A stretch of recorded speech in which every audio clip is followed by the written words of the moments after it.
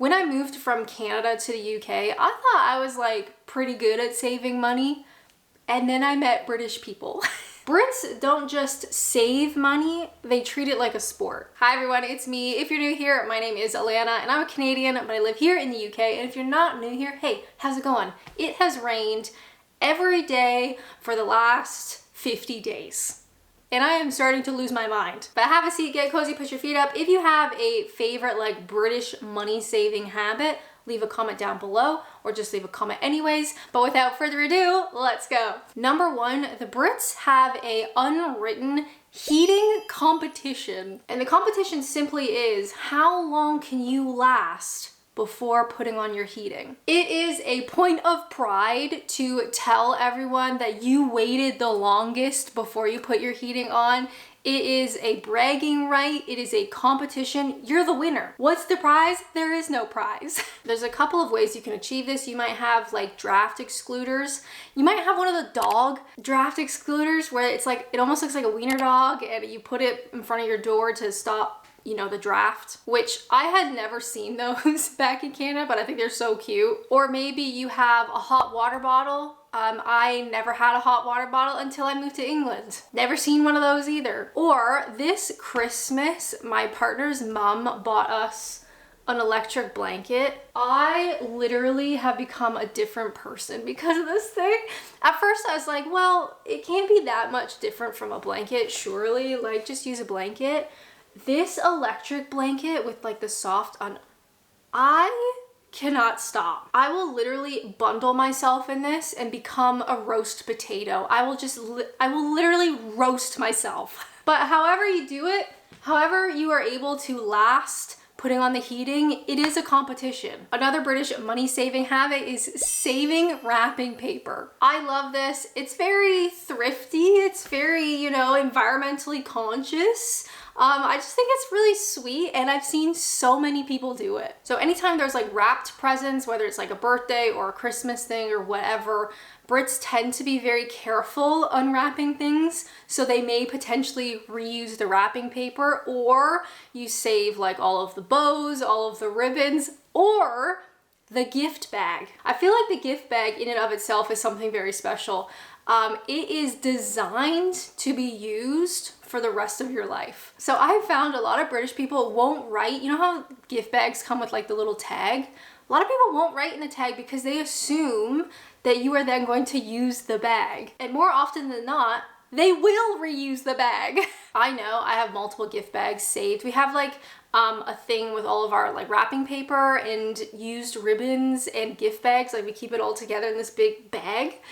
And I've got so many of them and they will be used eventually. Number three is all about train ticket hacks. For me as a Canadian in Ontario, where I'm from, I took the train probably all of like 5 times, and that was only to get into Toronto, and pretty much every single time it was just for a concert. That's it. Here in the UK, I feel like so many people's lives revolve around public transport, the train included obviously, but British trains are like the only place where your ticket can either be £13 or 139 pounds for the same journey. And nobody wants to pay full price. So everybody becomes like a part-time travel agent. You need to look at split tickets. You need to look at advanced singles. Do you have a rail card? You're traveling off-peak times, all of it. I have a return ticket to Newcastle, please.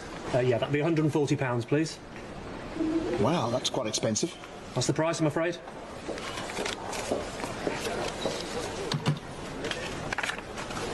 Thanks.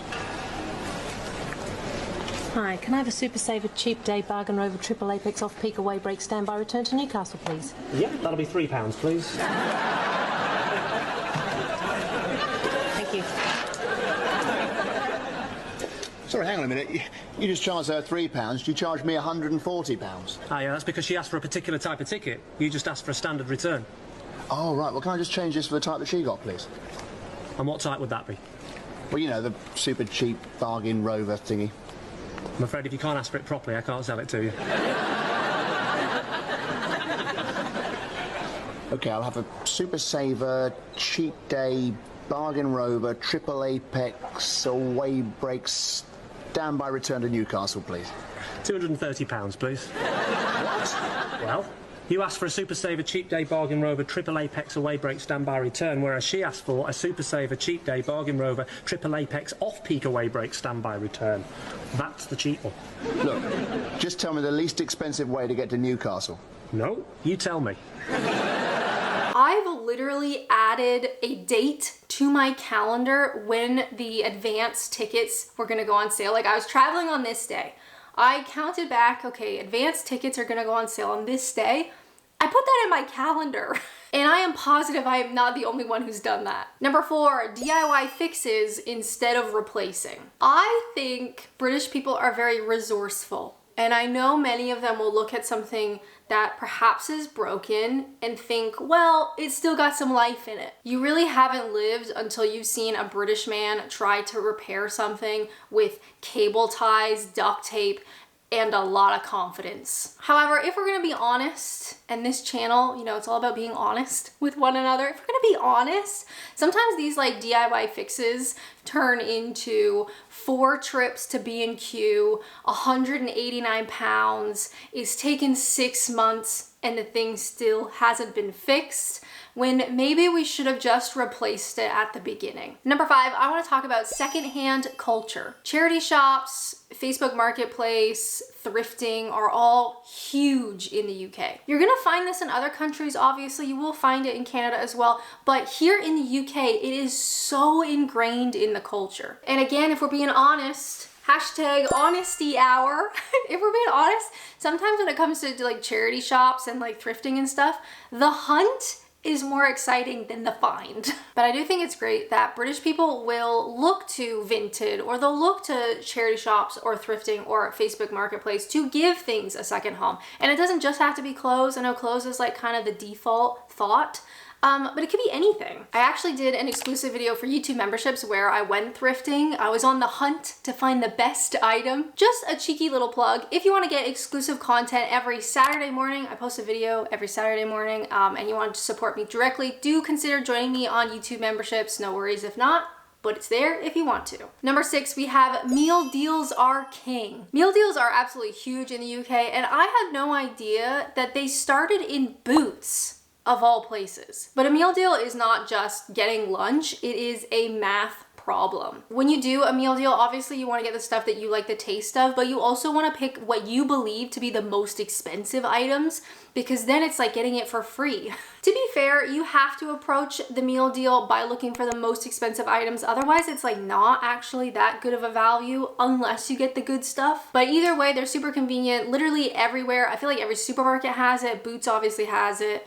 WH Smith has it. That one always feels a bit weird. But this concept of meal deals and them being absolutely everywhere, it's not something that I ever saw in Canada. Number 7.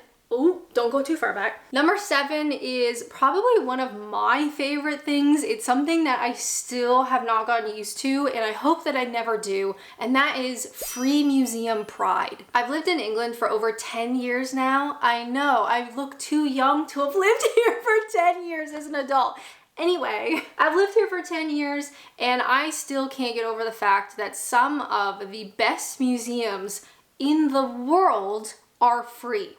Totally free. And it's not like, oh, you can go and you can see some of the collection, but all like the really good stuff are behind a paywall. Like you have to become a member, you have to buy a ticket to see like the good. No, you go to the British Museum, you could just, everything is there for free. I had a look at tickets for my sort of comparable museum back home. In Toronto, we have the ROM, which is the Royal Ontario Museum. That's kind of like our British Museum, but like much smaller. If you want to buy a ticket to the ROM, it's $30 per person unless you book like quite far in advance, but even still, it only ends up going down to like 26 bucks per person. So going to the ROM as a family is not like cost effective. You're paying for travel, like maybe you're taking the train into Toronto, or you're driving, you're having to find parking. Parking is so expensive in the city, and then paying for the museum itself is really, really expensive, where British people, if you're in the area, you can literally just pop in for free. And I really hope British people don't take this for granted. If you ever find yourself, you know, in the vicinity of a British museum, I do hope you make the effort to go. It is something that is totally wonderful, beautiful, special. Don't take it for granted. Number 8, I want to talk about yellow sticker reductions. I feel like a British person can spot a yellow sticker like a hawk.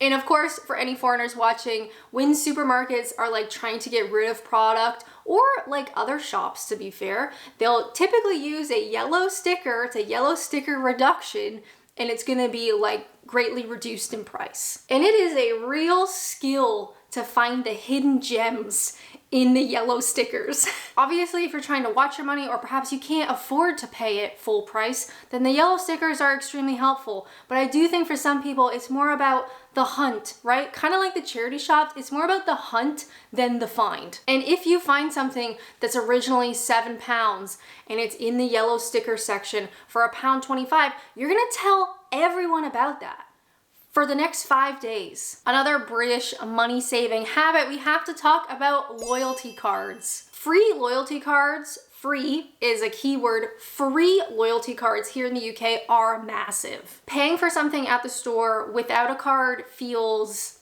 illegal. For me personally, now that I've lived here for 10 years, I have the Nectar card, my Tesco Club card, and my Boots Advantage. And if I go to those stores and for some reason I can't access, because I have them all on my phone, if for some reason I can't access it, like, I'm not paying for it.